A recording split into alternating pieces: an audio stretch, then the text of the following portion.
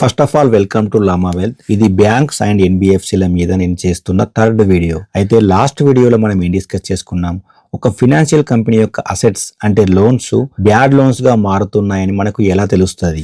ఆ bad loans అంటే gross NPS ని రిపేర్ చేయడానికి పక్కన పెట్టిన ప్రొవిజన్స్ మనీని మనం ఎలా అర్థం చేసుకోవాలి. గ్రాస్ ఎన్పిఎస్ ని ప్రొవిజన్స్ చేసినాక కూడా ఇంకా మిగిలిన కొన్ని బ్యాడ్ లోన్స్ అంటే నెట్ ఎన్పిఎస్ ని మనం ఎందుకంత ఇంపార్టెంట్ గా ట్రాక్ చేయాలి. అండ్ ఫైనల్ గా బ్యాడ్ లోన్స్ ని రైట్ ఆఫ్ చేయడం కంపెనీకి మంచిదా కాదా, ఇటువంటి అసెట్ క్వాలిటీకి సంబంధించిన అంటే లోన్ క్వాలిటీకి సంబంధించిన ఆల్మోస్ట్ అన్ని విషయాల గురించి మాట్లాడుకున్నాం. మీలో ఇంకా ఎవరైనా ఆ వీడియో చూడకపోతే మీ యొక్క ఫ్రీ టైంలో ఆ వీడియోని చూసే ప్రయత్నం చేయండి. సరే, ఎలాగో బ్యాడ్ లోన్స్ గురించి మాట్లాడుకుంటున్నాం కదా, ఈ బ్యాడ్ లోన్స్ కు సంబంధించిన ఇంపార్టెంట్ మెట్రిక్స్ ని ఫస్ట్ డిస్కస్ చేసి ఆ తర్వాత గ్రోత్ అండ్ ప్రాఫిటబిలిటీ రేషియోస్ గురించి మాట్లాడుకుందాం. ఇందులో first the net NPS to net worth ratio. Net worth అంటే ఈక్విటీ. ఈ విషయాన్ని మనం లాస్ట్ వీడియోలోనే చెప్పుకున్నాం. అయితే కంపెనీ యొక్క ఈక్విటీకి కంపెనీలో ఉన్న నెట్ ఎన్పిఎస్ ఎంత పర్సెంటేజ్ లో ఉన్నాయన్న విషయాన్ని ఈ net NPS to net worth ratio మనకు చూపిస్తుంది. దీని ఫార్ములా వచ్చేసి net NPS by net worth into 100. For example, ఒక ఫినాన్షియల్ కంపెనీ యొక్క net NPS to net worth ratio 5% గా ఉంది అనుకుందాం. దీని యొక్క అర్థం ఏంటంటే కంపెనీలో ఉన్న 100 రూపీస్ ఈక్విటీకి 5 రూపీస్ నెట్ ఎన్పిఎస్ ఉన్నట్టు. ఈ రేషియో 5 to 10% మధ్యలో ఉంటే ఆ ఫినాన్షియల్ కంపెనీని మంచి కంపెనీగా చూడాలి. 5% కన్నా తక్కువగా ఉంటే అది ఇంకా బెటర్. సెకండ్ది సిఏఆర్ రేషియో అంటే క్యాపిటల్ అడక్యుయెన్సీ రేషియో. దీన్నే సిఆర్ఏఆర్ అంటే capital to risk weighted asset ratio అని కూడా అంటారు. ఇది చాలా ఇంపార్టెంట్. ఎందుకంటే ఇది ఒక ఫినాన్షియల్ కంపెనీ యొక్క క్యాపిటల్ స్ట్రెంత్ ను తెలియజేస్తుంది, అంటే డబ్బుల యొక్క స్ట్రెంత్ ను తెలియజేస్తుంది. అది కూడా రిస్క్ వెయిటెడ్ అసెట్స్ కి అంటే రిస్క్ వెయిటెడ్ లోన్స్ కి అగైన్స్ట్ గా. సో ఈ సిఏఆర్ రేషియో అనేది ఫినాన్షియల్ కంపెనీల దగ్గర ఉన్న లాసెస్ ని కవర్ చేయడానికి ఎంత మనీ ఉంది, ఎంత క్యాపిటల్ ఉంది అన్న విషయాన్ని తెలియజేస్తుంది. దీని యొక్క ఫార్ములా కొంచెం కాంప్లికేటెడ్ గా ఉంటది. అదేంటిదంటే Tier 1 plus Tier 2 capital by total risk weighted assets into 100. దీన్ని సింపుల్ గా అర్థమయ్యేలా చెప్తా. Tier 1 క్యాపిటల్ అంటే ఫినాన్షియల్ కంపెనీ యొక్క కోర్ క్యాపిటల్. ఇది స్ట్రాంగ్ గా ఉంటేనే ఫినాన్షియల్ కంపెనీ స్ట్రాంగ్ గా ఉంటది. ఈ Tier 1 క్యాపిటల్ లో ఏమేమి ఉంటాయి అంటే equity shares, reserves and retained earnings ఉంటాయి. Tier 2 క్యాపిటల్ అంటే సప్లిమెంటరీ క్యాపిటల్.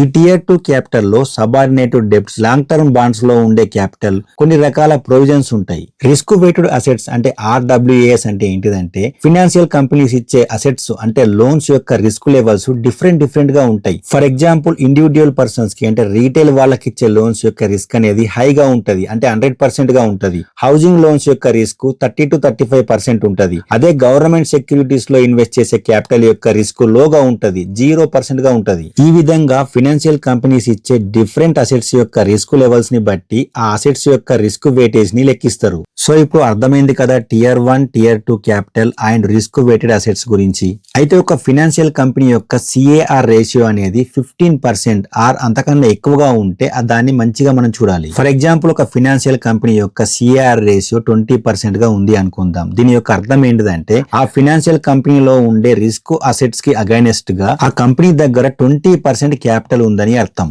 ఈ సిఏఆర్ క్యాపిటల్ అనేది కంట్రీ యొక్క ఎకానమీ బాగాలేనప్పుడు, కరోనా లాంటి క్రైసిస్ టైంలో కంపెనీకి చాలా బాగా యూజ్ అవుతుంది. అందుకే ఈ సిఏఆర్ రేషియో అనేది ఎంత ఎక్కువ పర్సెంట్ ఉంటే కంపెనీకి అంత మంచిది. ఈ సిఏఆర్ రేషియో అర్థమైంది కదా. ఇప్పుడు డెబ్ట్ టు ఈక్విటీ రేషియో గురించి మాట్లాడుకుందాం. ఇది మనందరికీ తెలిసిందే. కంపెనీ దగ్గర ఉన్న ఈక్విటీకి కంపెనీ దగ్గర ఉన్న డెబ్ట్ ఎన్ని టైమ్స్ లో ఉందనేది మనకు చూపిస్తుంది. అయితే ఈ డెబ్ట్ టు ఈక్విటీ రేషియోని ఫినాన్షియల్ కంపెనీకి కాస్త డిఫరెంట్ గా చూడాల్సి ఉంటది. ఎందుకంటే ఇక్కడ డెబ్ట్ అంటే ఫినాన్షియల్ కంపెనీలు లోన్స్ గా ఇచ్చే మనీ. ఫర్ ఎగ్జాంపుల్, బ్యాంక్స్ పరంగా డెబ్ట్ అంటే current accounts, saving accounts and fixed deposit లో నుండి తీసుకున్న మనీ. అదే ఎన్బిఎఫ్సిస్ పరంగా డెబ్ట్ అంటే బ్యాంకుల నుండి లేకపోతే డెబ్ట్ క్యాపిటల్ ద్వారా రైట్ చేసిన మనీ. ఈ డెబ్ట్ మనీ ఫినాన్షియల్ కంపెనీకి తక్కువ ఇంట్రెస్ట్ కు వస్తాయి. అదే మనీని అవి లోన్ల రూపంలో బయట అప్పుగా ఇచ్చి ఎక్కువ ఇంట్రెస్ట్ ను గెయిన్ చేస్తాయి. అందుకే ఫినాన్షియల్ కంపెనీస్ యొక్క డెబ్ట్ టు ఈక్విటీ రేషియో ఎంత ఎక్కువ ఉంటే అంత మంచిది. ఈ డెబ్ట్ టు ఈక్విటీ రేషియో అనేది ఫినాన్షియల్ కంపెనీ యొక్క ఓవరాల్ లీవరేజ్ ని తెలియజేస్తుంది. లీవరేజ్ అంటే కంపెనీ యొక్క ఈక్విటీకి కంపెనీ యొక్క డెబ్ట్ ఎన్ని టైమ్స్ ఉంది అని. 3 to 6 టైమ్స్ లీవరేజ్ తీసుకున్న ఫినాన్షియల్ కంపెనీని మనం మంచిగా చూడాలి. అంతకన్నా ఎక్కువ లీవరేజ్ ఉంటే ఆ కంపెనీ ఇచ్చిన లోన్స్ కరెక్ట్ టైం టైంలో పే చేయబడితే నో ప్రాబ్లం. ఒకవేళ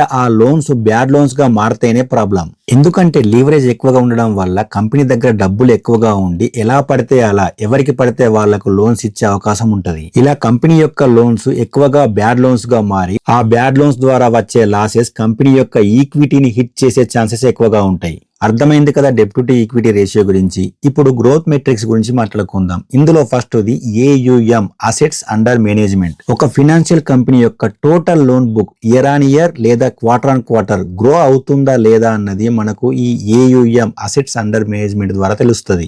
AUM పెరిగితే లోన్స్ పెరిగినట్టే, లోన్స్ పెరిగితే ఇంట్రెస్ట్లు ఎక్కువగా వచ్చి ప్రాఫిట్స్ కూడా పెరుగుతాయి. అందుకే ఒక ఫినాన్షియల్ కంపెనీ యొక్క AUM ని ట్రాక్ చేయడం చాలా ఇంపార్టెంట్. Next disbursement growth. ఒక ఫినాన్షియల్ కంపెనీ పర్టికులర్ క్వార్టర్ లో లేకపోతే పర్టికులర్ ఇయర్ లో ఎంత మనీని డిస్బర్స్మెంట్ చేసింది అని, అంటే ఎంత మనీని లోన్స్ గా ఇచ్చింది అనేది ఈ డిస్బర్స్మెంట్ గ్రోత్ లో మనకు కనబడుతుంది. AUM అంటేనేమో కంపెనీ దగ్గర ఉన్న total assets, total loans. Disbursement అంటేనేమో ఆ పర్టికులర్ క్వార్టర్ లో లేకపోతే పర్టికులర్ ఇయర్ లో పంపిణీ చేసిన మనీ. సో ఈ డిస్బర్స్మెంట్ గ్రోత్ కూడా ఫినాన్షియల్ కంపెనీకి చాలా ఇంపార్టెంట్. అండ్ ఫైనల్ గా కంపెనీ యొక్క AUM లాస్ట్ 3 to 5 ఇయర్స్ లోపల ఎంత CAGR అంటే compound annual growth rate percentage లోపల గ్రో అవుతుందన్నది చూడాలి. సో అర్థమైంది కదా గ్రోత్ మెట్రిక్స్ గురించి. ఇప్పుడు efficiency ratios and other operational metrics గురించి క్విక్ గా మాట్లాడుకొని ఈ వీడియోని ఫినిష్ చేద్దాం. ఇందులో first the OPEX to AUM ratio, అంటే operational expenditures to AUM ratio. ఈ రేషియో కంపెనీ యొక్క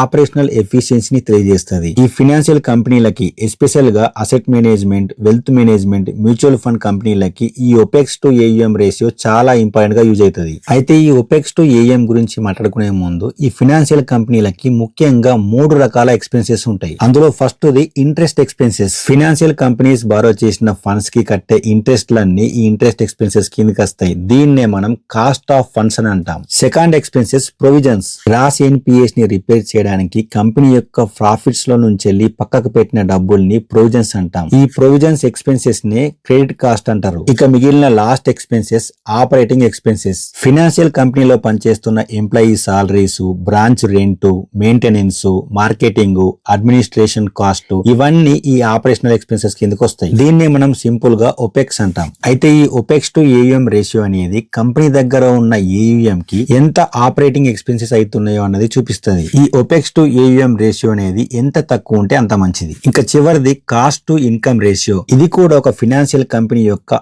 ఆపరేషనల్ ఎఫిషియన్సీని తెలియజేసే ఒక కీ ఫినాన్షియల్ మెట్రిక్. ఒక ఫినాన్షియల్ కంపెనీకి వచ్చే ఇన్కమ్ కు, అంటే నెట్ ఇంట్రెస్ట్ ఇన్కమ్ కు ప్లస్ అదర్ ఆపరేటింగ్ ఇన్కమ్ కి ఎంత ఖర్చు అవుతుంది, ఎంత ఆపరేటింగ్ ఎక్స్పెన్సెస్ అవుతుంది అన్నది ఈ కాస్ట్ టు ఇన్కమ్ రేషియో మనకు చూపిస్తుంది. ఈ cost to income ratio CIR formula వచ్చేసి operating expenses by NII plus other operating income into 100. ఈ CIR రేషియో అనేది ఎంత తక్కువ ఉంటే అంత మంచిది. 40 to 55% మధ్యలో ఉన్న CIR రేషియోని గుడ్ రేంజ్ గా చెప్పుకోవచ్చు. సో ఫైనల్ గా ఇది ఇవాల్టి వీడియో. నెక్స్ట్ వీడియోలో ఎటువంటి ఫార్ములాస్ లేకుండా బ్యాంక్స్ ఆర్ NBFs ని ట్రాక్ చేసేటప్పుడు ఏ మెట్రిక్ ని సింపుల్ గా చూడాలి అని ఒక ఫైనల్ వీడియోని, అంటే ఒక సమ్మరీ వీడియోని చేసుకుందాం. అప్పటిదాకా be healthy, happy investing and Jai Hind.